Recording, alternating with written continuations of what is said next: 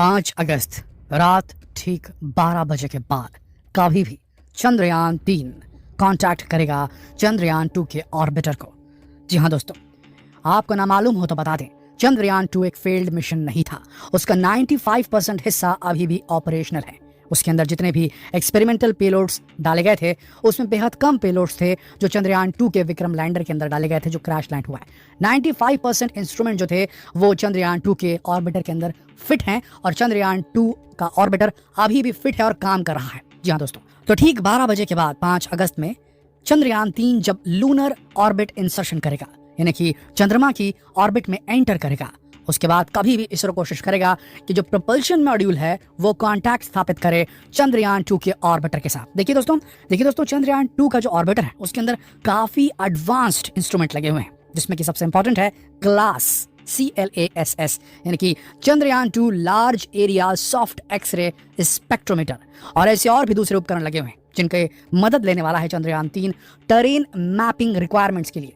देखिए, terrain mapping होती क्या है, सतह किस प्रकार की है, उसकी नॉलेज को प्राप्त करने के लिए चंद्रयान 3 में एडवांस्ड वीडियो कैमरास लगे जो रियल टाइम वीडियो फुटेज को न सिर्फ कैप्चर करेंगे बल्कि जो on board computer Vikram lander के अंदर लगा रहेगा वो उन्हें एनालाइज करेगा, उन इमेजेस को, उन वीडियोस को, और फ्रेम दर फ्रेम रियल टाइम इन्फॉर्मेशन देगा कि भाई यहाँ पहाड़ है, यहाँ गड्ढा है, यहाँ खुरदुरा है, यहाँ सपाट है, यहाँ उतरना सही है, यहाँ उतरने से टिल्ट डाउन हो सकता है, गिर सकता है। चंद्रयान 3 जो है अपने पैरों पे नहीं उतर पाएगा, इन्फॉर्मेशन देगा। इसको रीइंफोर्स करेगा, इस इंफॉर्मेशन को रीइंफोर्स करेगा एक ऐसा ऑर्बिटर, यानी कि चंद्रयान 2 का ऑर्बिटर जो लगातार कई सालों से लगभग 10,000 चक्कर काट चुका है चंद्रमा के सरफेस के और बहुत हाई रेजोल्यूशन के इमेजेस खींच चुका है चंद्रमा के। अब ये इंफॉर्मेशन भी साथ में जब उसके साथ में फीड हो जाएगी, कोरिलेट कर पाएगा, तो आप समझ के चलिए कि कितना आसान हो जाएगी सॉफ्ट लैंडिंग। दोस्तों, एकदम पिन पॉइंट प्रिसिशन पॉइंट पे उतारा जा सकता है चंद्रयान 3 के लैंडर को इस बार। और अब देखिए ये इतना इंपॉर्टेंट क्यों हो गया है। चंद्रयान 2 का ऑर्बिटर जो आज से 3-4 साल पहले स्थापित किया गया था लूनर ऑर्बिट में, वो अब क्यों इंपॉर्टेंट हो गया। देखिए ध्यान से सुनिएगा।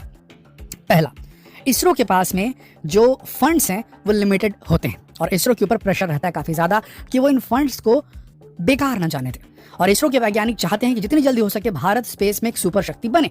इसीलिए वो नहीं चाहते कि कोई भी उनका मिशन फेल हो जाए जिसकी वजह से सरकार से उन्हें फंड मिलने बंद हो जाए। ये एक बड़ा एक अंदर से भय रहता है इसरो के वैज्ञानिकों के दिल में। तो अब इस चीज को 100% करने के लिए वो कम से कम बजट का इस्तेमाल करते हैं। अब देखिए चाइना ने क्या किया था। चाइना एकमात्र कंट्री है दोस्तों अभी की स्थिति में। वीडियो में आगे बढ़े उससे पहले हम एक बड़ी घोषणा करना चाहते हैं। क्या आप अपनी स्किल को वीडियो बनाकर दुनिया के सामने प्रस्तुत करना चाहते हैं? आप एक राइटर हो, आप एक पोएट हो, आप एक कुकिंग स्किल जानने वाली गृहिणी हो, आप एक डॉक्टर हो, आप एक इंजीनियर हो, आप किसी भी स्किल के मालिक हो।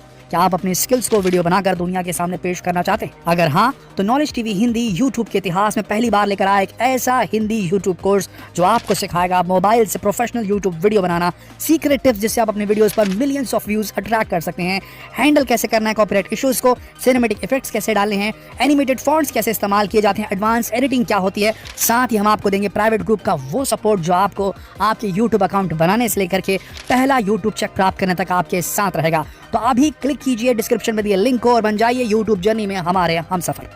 एज ऑफ नाउ टुडे, आज की अगर बात करें तो चाइना एकमात्र ऐसी कंट्री है जिसने अपने लैंडर की सॉफ्ट लैंडिंग चांद के फार साइड में कराई है। ये एक रियलिटी है। 2019 में जनवरी के टाइम में चांग E4 वो स्पेसक्राफ्ट है चाइना का जिसने पहली बार चंद्रमा की फार साइड, यानी कि वो हिस्सा चंद्रमा का जो देखा नहीं जा सकता धरती से, वहां पर अपने लैंडर को उतरवाया है। और वो ऐसा सिर्फ इसीलिए करवा पाया कि उसने 2-3 भाग में इस पूरे प्रोसेस को किया था। कैसे 2-3 भाग में किया था, ध्यान से सुनिएगा। और यहाँ इसरो का बजट बीच में कहाँ जा रहा है वो भी समझिएगा। देखिए चाइना जो था उसने पहले एक यहाँ से सैटेलाइट को लॉन्च किया। जी हाँ, एक ऑर्बिटर सैटेलाइट को लॉन्च किया, कम्युनिकेशन सैटेलाइट को। एक रॉकेट बनाया, रॉकेट में बकायदा सैटेलाइट को डाला, अच्छी भारी सैटेलाइट थी उसकी, और उसने उसको लॉन्च किया और उसे पहले लूनर ऑर्बिट में सेट किया। ये कम्युनिकेशन के लिए थी। देखिए क्या है, आज तक कोई भी कंट्री फार साइड में क्यों नहीं उतरी थी, क्यों नहीं उतरना चाहिए थे उन्होंने, बात इसके पीछे ये है कि जो साइड चंद्रमा की आपको आपके घर की छत से दिखती है ना, उसके पीछे वाला जो इलाका है उसे फार साइड कहा जाता है। और वहां तक जो जिधर दिखती है वहां तक तो आप रेडियो सिग्नल भेज सकते हैं, कांटेक्ट में रह सकते हैं अपने किसी भी स्पेसक्राफ्ट के साथ, वो टेक्नोलॉजी मौजूद है।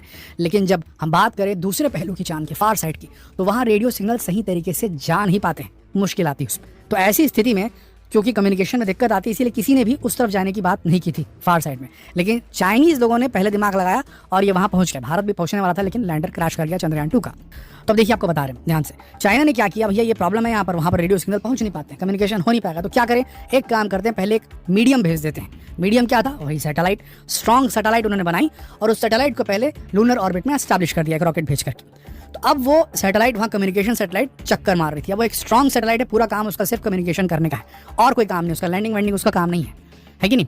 तो उससे डायरेक्ट वो कम्युनिकेशन स्थापित कर लिया उन्होंने अपने बीजिंग में, उनका जो ग्राउंड स्टेशन था वहाँ से। उसके बाद इन्होंने अलग से अपना लैंडर भेजा और लैंडर भी अच्छा हैवी था। तो इनको क्या मिला, 2 बार पेलोड भेजने का चांस मिला।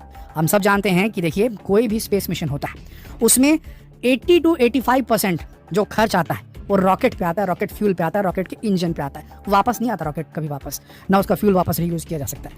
गया तो गया। 650 करोड़ का हमारा चंद्रयान 3 का बजट है इस बार का, चंद्रयान 3 का। ऑर्बिटर इसमें एडेड नहीं था। इसमें से आपको बता दें 500 करोड़ रुपए सिर्फ उसको लॉन्च करने का लगा है। 150 करोड़ का आपका जो भी उसका जो चंद्रयान 3 एक्चुअल जो जाके वहाँ काम करने वाला वो है।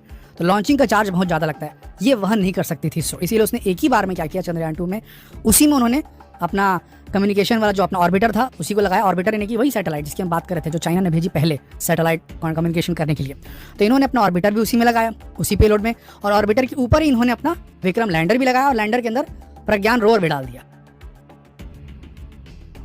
तो अब ये बहुत कॉम्प्लेक्स मिशन हो गया, यानी कि यहाँ से निकलेगा, पहले 5 ऑर्बिट क्रॉस करेगा धरती का, फिर वहाँ पहुँचेगा, फिर वहाँ लूनर ऑर्बिट क्रॉस करेगा। उसके बाद में जो ऑर्बिटर था वो अलग होगा, और ऑर्बिटर पूरा ऑर्बिटर था, उसे लंबे समय तक चलना था, तो वो निकलेगा, फिर वो ऑर्बिट करते रहेगा सालों साल तक के, और उसमें से फिर लैंडर निकलेगा, फिर उसे नीचे उतरना है, फिर वहाँ से प्रज्ञान। कॉम्प्लेक्स था काफ़ी चंद्रयान 2 जो था, कम बजट की वजह से एक ही बार में भेजने का, क्योंकि भेजने में काफ़ी कॉस्ट लगता है रॉकेट लॉन्च करने में, तो एक ही बार में भेजने का था, तो वहाँ पर त्रुटि आ गई। इस बार क्या प्लस पॉइंट है हमारे पास, और चंद्रयान 2 यहाँ पर क्यों इंपॉर्टेंट है, क्यों हम बोल रहे हैं कि 5 अगस्त के बाद 12 बजे के बाद में कॉन्टैक्ट होगा तो बहुत अच्छा होगा चंद्रयान 2 के ऑर्बिटर के साथ में चंद्रयान 3 का, क्यों बोल रहे हैं हम, सुनिएगा। वो स्टेप जो हमने स्किप किया था 2019 में, इस बार वो ऑटोमेटिकली पूरा हो गया, क्योंकि हमारे पास ऑलरेडी हमारा ऑर्बिटर वहाँ पर रोटेट कर रहा है पहले से ही, तो वो एक बैकअप कम्युनिकेशन का काम करेगा।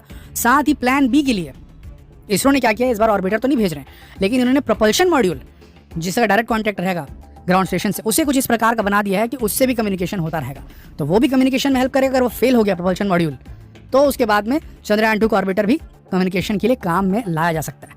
इस तरीके से फुल प्रूफ हो गया है इस बार चंद्रयान 3 का, एकदम सही डायरेक्शन में जाना, सही डायरेक्शन में उतरना। अगर सब कुछ ठीक रहा तो 23 अगस्त को 24 अगस्त को हम सबको एक बेहतरीन खबर मिलेगी, और फिर पटाखे फूटेंगे, दिवाली मनेगी धरती में, हमारे भारत में। अगर ऐसा होता है कुछ कि किसी वजह से 23 और 24 को लैंडिंग करवाना संभव नहीं हो पाता है, कुछ गड़बड़ी आ जाती है, तो उसके बाद फिर 1 महीने तक आपको बता दें चंद्रयान 3 का जो प्रोपल्शन मॉड्यूल है उसमें विक्रम लैंडर फिट रहेगा, वो अलग नहीं किया जाएगा, और वो ऐसे ही चक्कर काटते रहेगा 1 महीने तक। 1 महीने के बाद जब वापस से वहाँ पर दिन शुरू होंगे, लूनर डे शुरू होंगे, तब उसे उतारने की कोशिश की जाएगी। ये क्यों होगा, सुनिएगा। हमारी धरती में 24 घंटे में एक बार रात होती है, एक बार दिन होता है, 12 घंटे का दिन, 12 घंटे की रात। लूनर सरफेस पे ऐसा नहीं होता, चंद्रमा पे ऐसा नहीं होता। चंद्रमा पे जो है 14 दिन का, जितना 14 दिन हमारे होते हैं उतने दिन तक कि वहाँ पर दिन रहता है, और 14 दिन तक वहाँ रात रहती है लगभग। तो इसरो को क्या चाहिए, इसरो के प्रज्ञान रोवर को लगातार चाहिए रोशनी सूरज की, ताकि उसके सोलर पैनल से वो चार्ज होता रहे और अपना एक्सपेरिमेंटेशन लगातार करता रहे और 14 दिन तक ऑपरेटिव रहे। 23-24 अगस्त को 14 दिन तक के वहाँ पर रोशनी रहने वाली है। अगर वो टाइम मिस हो गया तो ये नहीं उतारेंगे, फिर वहाँ पर वेट करेंगे, फिर से पूरी रात का सेशन खत्म हो जाए, फिर दिन निकले, फिर वो वहाँ पर उतारेंगे। तो ये अभी अपडेट है, लेटेस्ट अपडेट जैसी आती है हम आप तक तुरंत पहुँचाएंगे।